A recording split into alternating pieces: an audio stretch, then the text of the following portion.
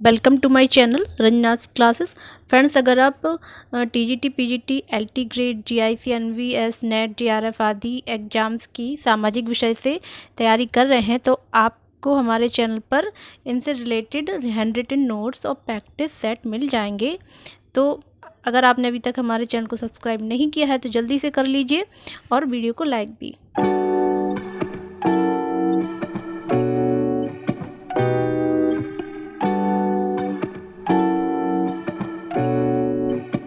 आज का हमारा टॉपिक है राज्य की उत्पत्ति के सिद्धांत, जो कि हमारा ये पहला पार्ट है। अब अभी इस पार्ट में हम इसके संबंधित जो महत्वपूर्ण तथ्य है वो देखेंगे और नेक्स्ट पार्ट में हम प्रैक्टिस सेट सॉल्व करेंगे। तो आइए इसको राज्य की उत्पत्ति के सिद्धांत। तो राज्य की उत्पत्ति के विषय में दो विचारधाराएं हैं। पहली कौन सी है? ऐतिहासिक, और दूसरी है काल्पनिक। तो कल्पना द्वारा विद्वानों ने राज्य की उत्पत्ति के निम्न 3 सिद्धांत बताए हैं।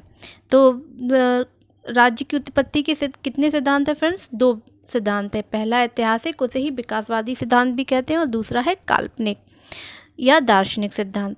तो जो दूसरा सिद्धांत है काल्पनिक, उन कल्पना के द्वारा विद्वानों ने राज्य की उत्पत्ति के निम्न 3 सिद्धांत बताए हैं। कौन कौन से हैं वो फ्रेंड्स?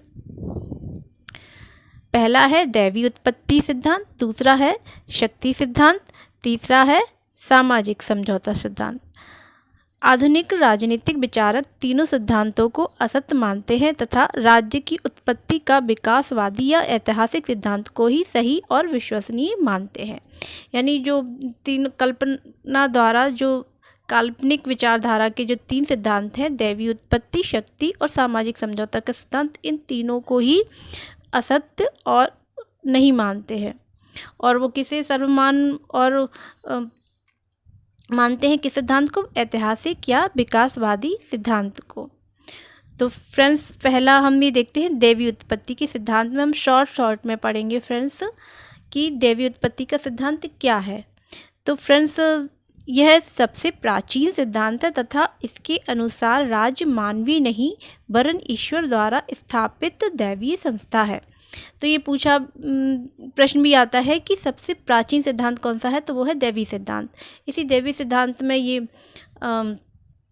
हीगल का कथन है कि राज्य पृथ्वी पर ईश्वर का अवतरण है और वह केवल उसी के प्रति उत्तरदायी है।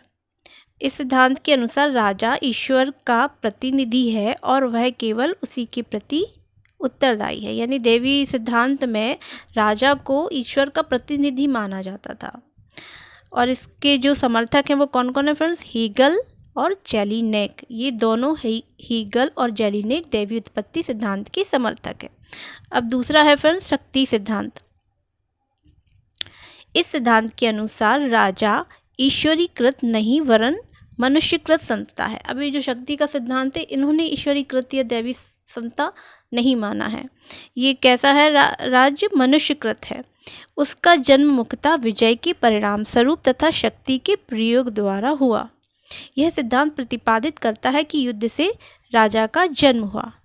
यानी उसने युद्ध लड़ा और शक्ति से वो विजय हुआ तो राज्य का जन्म हुआ। अब अगला देखते हैं फ्रेंड्स। अब इस सिद्धांत के समर्थक कौन कौन हैं? ओपनहीमर, सामल तथा वार्ड प्रमुख है। यानी जो शक्ति का सिद्धांत है, इसके 3 समर्थक है। कौन कौन है? ओपनहीमर, सामल तथा वार्ड। ये तीनों प्रमुख शक्ति के सिद्धांत के समर्थक हैं। मध्यकाल में चर्च के समर्थकों ने इसे विकसित किया और कहा कि राज्य का आधार शक्ति है, इसे चर्च के हाथ में होना चाहिए। डार्विन ने भी कहा इसके समर्थन में कि शक्तिशाली ही संघर्ष में विजयी होते हैं। और समाजवादी लेनिन और आदर्शवादी हीगल ने भी इस सिद्धांत का समर्थन किया है। फ्रेंड्स, तो अगला और आगे है कि हिटलर एवं मुसोलिनी ने भी संसार को शक्ति का चमत्कार दिखाया। और प्लेटो ने का कथन है कि न्याय शक्तिशाली का हित है। प्लेटो का क्या कथन है? कि न्याय शक्तिशाली का हित है। और मैकियावेली का कथन है कि राज्य को शक्तिशाली होना चाहिए। यानी ये शक्ति के संबंध में ये परिभाषाएं दी गई हैं जो प्रमुख हैं। अगला है जो कि तीसरा है सामाजिक समझौते का सिद्धांत। सामाजिक समझौता सिद्धांत यूनान में सबसे पहले सोफिस्ट वर्ग ने इस विचार का प्रतिपादन किया था। यानी जो सामाजिक समझौता सिद्धांत है इसका प्रतिपादन सबसे पहले कहाँ पर, यूनान में सोफिस्ट वर्ग ने किया था। उनके अनुसार राज्य एक कृत्रिम संस्था और एक समझौते का फल है। यानी जो सोफिस्ट वर्ग है उसके अनुसार राज्य क्या है, एक कृत्रिम संस्था है, यानी मानवकृत संस्था है और एक समझौते का फल है।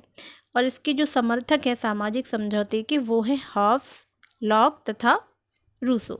ये तीनों ही सामाजिक समझौते के सिद्धांत के समर्थक हैं। फ्रेंड्स, जो हॉब्स था उसने मानव के प्राकृतिक अवस्था के वर्णन किया है। उसने कहा है कि मनुष्य प्राकृतिक अवस्था में एकाकी, दरिद्रतापूर्ण, कुत्सित और पाशविक था। यानी उसका मानना था कि मानव जो था प्राकृतिक अवस्था में वो नीच प्रकृति का था। लॉक ने प्राकृतिक अवस्था का चित्रण हॉब्स के विपरीत किया है। उनके अनुसार यह शक्ति, सद्भावना, पारस्परिक सहायता और आत्मरक्षा की अवस्था है। इस अवस्था में मनुष्य बड़े सुख का जीवन व्यतीत करते थे।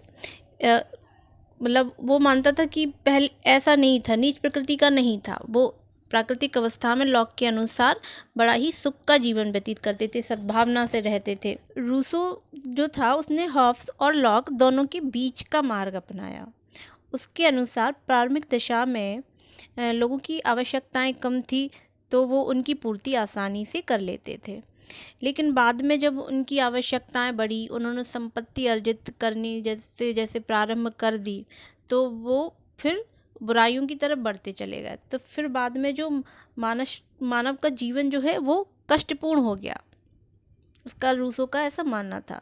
यानी फिर बाद में उसने जो रूसो का कहना था कि उसने फिर प्राकृतिक अवस्था को छोड़ दिया और संविदा द्वारा समाज तथा राज्य की स्थापना की।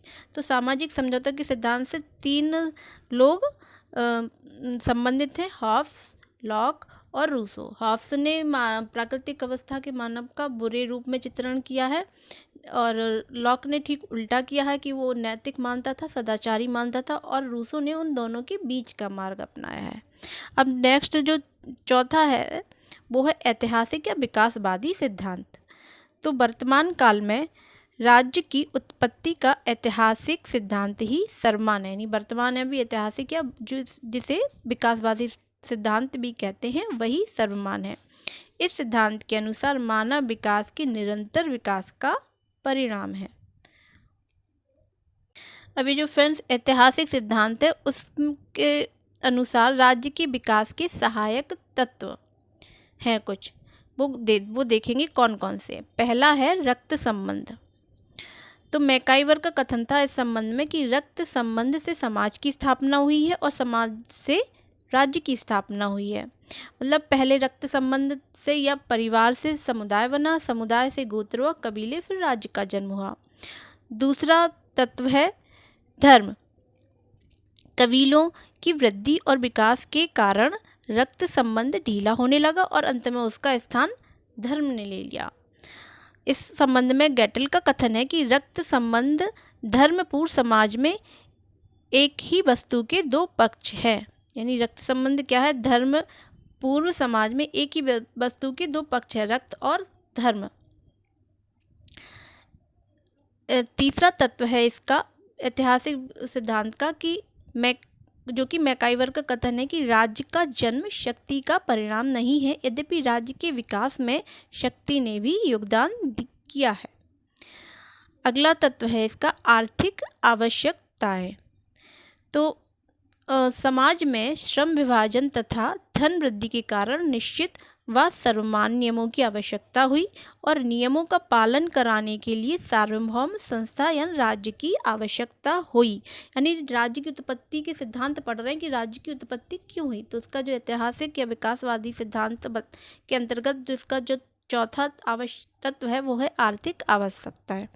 तो उसमें बताया कि श्रम विभाजन और धन वृद्धि के कारण निश्चित व सर्वमान्य नियमों की आवश्यकता हुई और नियमों को पालन कराने के लिए एक सार्वभौम संस्था की आवश्यकता हुई। यह संस्था ही जिसे हम राज्य कहते हैं। तो इसका अगला है, पांचवा है फ्रेंड्स कि शांति एवं सुरक्षा की आवश्यकता। अब आर्थिक को धन उसके तत्व होगा तो शांति में सुरक्षा की भी आवश्यकता होगी।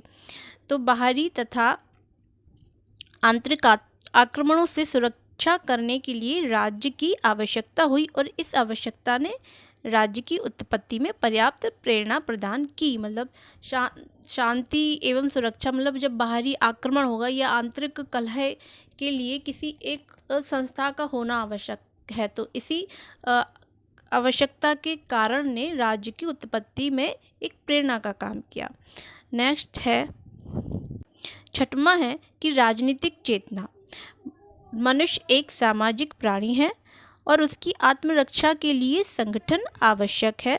राजनीतिक चेतना पहले थोड़े व्यक्तियों में उत्पन्न हुई होगी और धीरे धीरे सब में फैल गई, जिसने आधुनिक राज्य को जन्म दिया। यानी जब शांति सुरक्षा के लिए एक संगठन की भी तो आवश्यकता होगी, तो ये किससे होगी? राजनीतिक चेतना उत्पन्न हुई इसी वजह से उनमें। तो जैसे कि मनुष्य एक सामाजिक प्राणी है तो आत्मरक्षा के लिए संगठन की आवश्यकता होगी, तो राजनीतिक चेतना आई होगी कुछ व्यक्तियों में, पहले कुछ व्यक्तियों में आई होगी, फिर धीरे धीरे सभी में वह फैल गई और उसने एक आधुनिक राज्य को जन्म दिया।